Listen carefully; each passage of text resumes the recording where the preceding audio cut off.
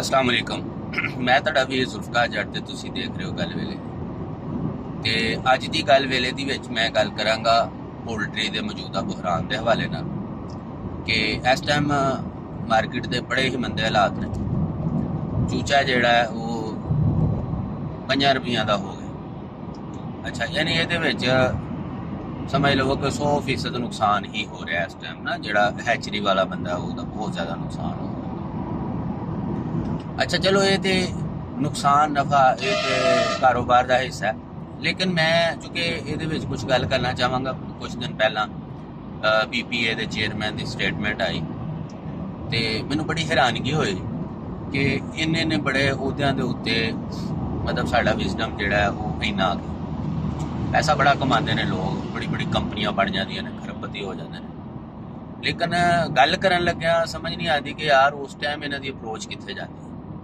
अच्छा, ਤੁਹਾਡੇ ਵਾਸਤੇ ਉਹ ਗੱਲ ਤੇ ਬੜੀ ਹੋ ਸਕਦਾ ਕਿ ਨਾਰਮਲ ਜੀ ਹੋਏ, ਲੇਕਿਨ ਮੈਨੂੰ ਥੋੜੀ ਜਿਹੀ ਹਟ ਕੇ ਲੱਗੀ। ਗੱਲ ਇਹ ਸੀ ਕਿ ਜਨਾਬ ਅਸੀਂ 10 ਰੁਪਏ ਜਿਹੜਾ ਹੈ ਨਾ ਟੈਕਸ ਦੇਣ ਦੇ ਆ ਗਵਰਨਮੈਂਟ ਨੂੰ, ਲਿਹਾਜ਼ਾ ਅਗਰ ਉਹ ਖਤਮ ਕੀਤਾ ਜਾਏ ਨਾ ਤਾਂ ਸਾਡਾ ਮਸਲਾ ਹੱਲ ਹੋ ਜਾਣਾ। ਠੀਕ, ਮੈਂ ਸੋਚ ਕੇ ਹੈਰਾਨ ਹੋ ਗਿਆ ਯਾਰ, ਕੁੱਲ ਮਿਲਾ ਕੇ ਤੁਹਾਡੀ ਅਪਰੋਚ ਇਹ ਗੱਲ ਇਹ ਕਿ ਅਗਰ 70 ਰੁਪਈਆਂ ਦਾ ਜਾਂ 80 ਰੁਪਈਆਂ ਦਾ ਜਾਂ 100 ਰੁਪਏ ਦਾ ਚੂਚਾ ਵਿਕ ਰਿਹਾ ਸੀ ਤੇ ਉਸ ਟਾਈਮ ਜਾਂ 200 ਰੁਪਏ ਦਾ ਵਿਕ ਰਿਹਾ ਸੀ ਜਾਂ 250 ਦਾ ਵਿਕ ਰਿਹਾ ਸੀ, उस टाइम वो 10 रुपये जोड़े हैं वो नहर चुकते पे। हुण अचानक जो अपने पल्लों देने पैने, यानी पहला तो जाहिर जी गल उस रेट के शामिल हो जाते हैं तो प्रॉफिट के समझ लो कि 10 रुपये टैक्स पा के वो भी इन्होंने फार्मर को लैके अगे समझ लो कि देने होंगे सरकार को कि जेबों देने सन। जी मैनू समझ आई उस स्टेटमेंट की, वो सिर्फ इन्नी गई है कि यार हुण जो पल्लों पा के देने पैन डे इन्होंने तो वो बड़ा तकलीफ दे। मैं गल करना वा कि नो डाउट कि ये कोई शक वाली गल नहीं कि नुकसान किसी भी सूरत के किसी भी बंदे नूं जिहड़ा ना बर्दाश्त नहीं होंदा, बड़ी तकलीफ होंदी है और होनी नहीं चाहिए। और उसके सद्दे बाब वास्ते जामे हिकमत अमली अपनानी चाहिए है, ना कि वक्ती तौर पर कोई इधरों थोड़ा जहा कर लिया, कोई थोड़ा जहा दूसरे पासों कर लिया सिस्टम। ठीक है, मेरा ख्याल ये कि सानू ना ये उत्ते जामे हिकमत अमली बना दी। वो की हो सकती है? सब तो पहली गल तो कि तुसी अपने आले दुआले झाती मारो कि तुहाडे आले दुआले की हो रहा। मैं गल करांगा अफगानिस्तान। इस टाइम अफगानिस्तान के चूचे का रेट 300 के नेड़े। ठीक है, 300 की कमो बेश उत्ते थले, और तुहाडे कोले 5 रुपये। इसका मतलब ये कि तुहाडे कोल एक बहुत बड़ी अपरचुनिटी है वे कि अगर तुसी तुहाडा बार्डर वगैरह खुल जाए तो यही चूजा जो तुसी 5-7 च बेच दो, फिर चलो उधर वाला भी थोड़ा उन्होंने भी थोड़ा रिलीफ मिल जाएगा जो उन्होंने फार्मर है, और तुहानू भी प्रॉफिट आएगा। ये नहीं जिथे उत्थे 300 का विकता पे समझ लो कि अगर तुहाडा उधर जाना शुरू हो जाता तो वो 250 तक उन्होंने पा के तुहाडा पा के 250 या 200 के भी अगर चूजा विके तो नुकसान खत्म किया जा सकता। ये ते सारे लोगों की जुबान गुंग हो गई, मतलब कोई बोल नहीं रहा कि यार यह काम भी तो किया जा सकता। अच्छा नहीं, क्यों उत्थे गल करनगे तो वड्डे भाई होर नाराज हो जाएंगे। इसे तरीके दे नाल बाकी भी तुहाडे इर्द गिर्द जितने ममालक ने जिन्हां दे नाल तुसी कारोबार कर सकते हो। ना सिर्फ चूचा बल्कि इस टाइम तुहाडा आलू रुल गया। साडा किसान जिहड़ा बहुत ज़्यादा आलू पैदा करता है और उहदे विच जरूरत तो ज़्यादा जिहड़ा आलू हुंदा है वो वाया अफगानिस्तान, उज़बेकिस्तान, ताजिकिस्तान मतलब इन्हां रियासतां दे विच भी जांदा है। वो सिर्फ बार्डर बंद होने की वजह तो किसान रोड ते आ गया। गल 10 रुपइयां दी नहीं है, गल बहुत बड़ी है। ਜਾਂ ਮੈਂ हिकमत अमली दी है, लेकिन बदकिस्मती ਦੇ ਨਾਲ ਸਾਡੀ ਅਪਰੋਚ ਉਹ 10 ਰੁਪਏ ਨਾਲ। ਅਸੀਂ ਹਮੇਸ਼ਾ ਛੋਟਾ ਜਿਹਾ ਖਾਨਾ ਸੋਚ ਕੇ ਉਹਦੇ ਚ ਰਾਜ਼ੀ ਹੋਣ ਵਾਲੇ ਲੋਕ।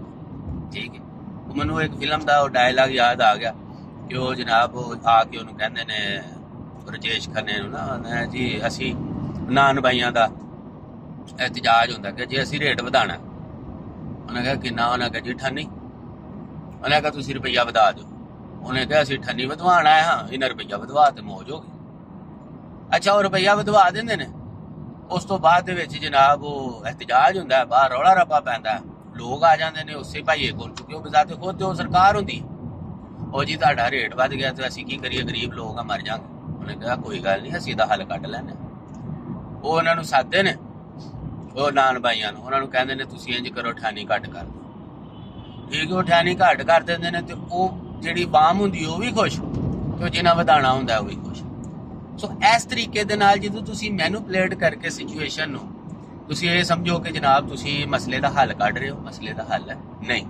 ਮਸਲੇ ਦਾ ਪ੍ਰੋਪਰ ਹੱਲ ਇਹ ਵੇ ਕਿ ਮਾਰਕੀਟ ਨੂੰ ਐਨਾਲਿਸਿਸ ਕਰੋ ਤੁਸੀਂ, ਤੁਹਾਡੀ ਮਾਰਕੀਟ ਦੇ ਵਿੱਚ ਡਿਮਾਂਡ ਕੀ ਹੈ, ਸਪਲਾਈ ਕੀ ਹੈ, ਡਿਮਾਂਡ ਐਂਡ ਸਪਲਾਈ ਦੇ ਹਿਸਾਬ ਨਾਲ ਤੁਸੀਂ ਵਰਕਿੰਗ ਕਰੋ।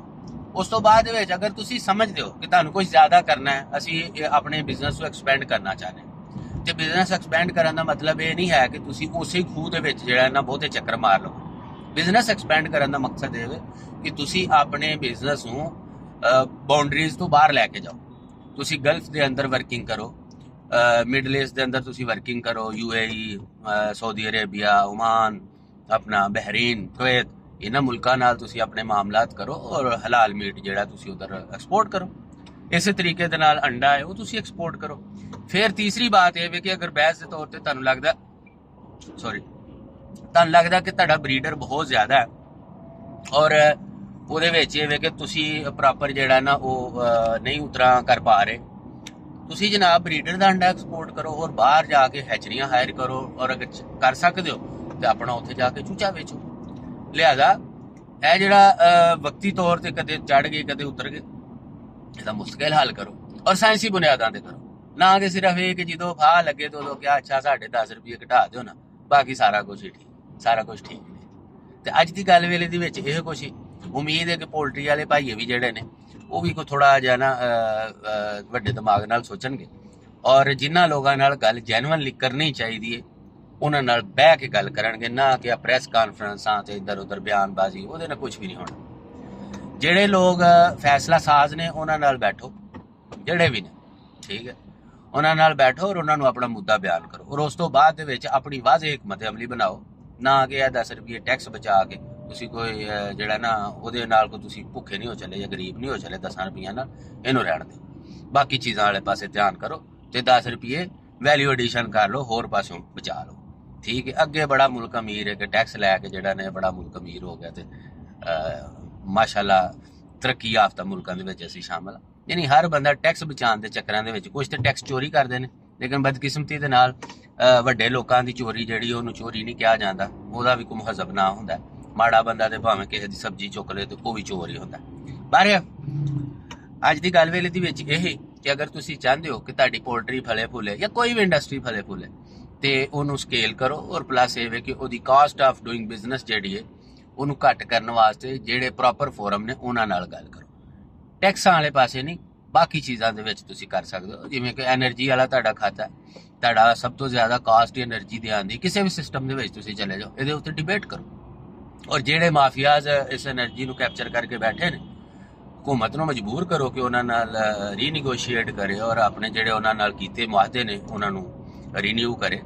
ਇਸੇ ਤਰੀਕੇ ਦੇ ਨਾਲ ਖਾਰਜਾ ਪਾਲਿਸੀ ਦੇ ਉੱਪਰ ਖੁੱਲ ਕੇ ਗੱਲ ਕਰੋ ਕਿ ਜਨਾਬ ਗੱਲ ਇਹ ਵੇ ਕਿ ਅਸੀਂ ਇਸ ਖੂਹ ਦੇ ਵਿੱਚ ਰਹਿ ਕੇ ਨਹੀਂ ਸਾਰਾ ਕੁਝ ਕਰ ਸਕਦੇ, ਬਿਯੋਂਡ ਦਾ ਬਾਉਂਡਰੀ ਸਾਨੂੰ ਸੋਚਣ ਦਾ ਪੂਰਾ ਮੌਕਾ ਦਿੱਤਾ ਜਾਏ ਤੋ ਔਰ ਅੱਗੇ ਆ ਜਾਓ, ਜੋ ਰਿਕੁਆਇਰਮੈਂਟ ਹੈ ਦੁਨੀਆ ਦੀ ਉਹਨਾਂ ਸਟੈਂਡਰਡਸ ਨੂੰ ਮੀਟ ਕਰੋ। ਤੇ ਇਨਸ਼ਾਅੱਲਾ ਮੇਰਾ ਖਿਆਲ ਹੈ ਕਿ ਇਸ ਕਿਸਮ ਦੇ ਕ੍ਰਾਈਸਿਸ ਸਾਨੂੰ ਕੁਝ ਵੀ ਨਹੀਂ ਕਹਿਣਗੇ, ਅਸੀਂ ਬਹੁਤ ਜ਼ਿਆਦਾ ਅਰਨ ਕਰਾਂਗੇ, ਬਹੁਤ ਜ਼ਿਆਦਾ ਕਮਾਵਾਂਗੇ। ਦੁਨੀਆ ਦੇ ਜਿਸ ਕੋਨੇ ਤੇ ਵੀ ਹਾਜ਼ਰ ਹੋ ਆਪਣੀ ਜੱਟ ਵੀਰ ਨੂੰ ਇਜਾਜ਼ਤ ਦਿਓ। ਰੱਬ ਰੱਖਾ।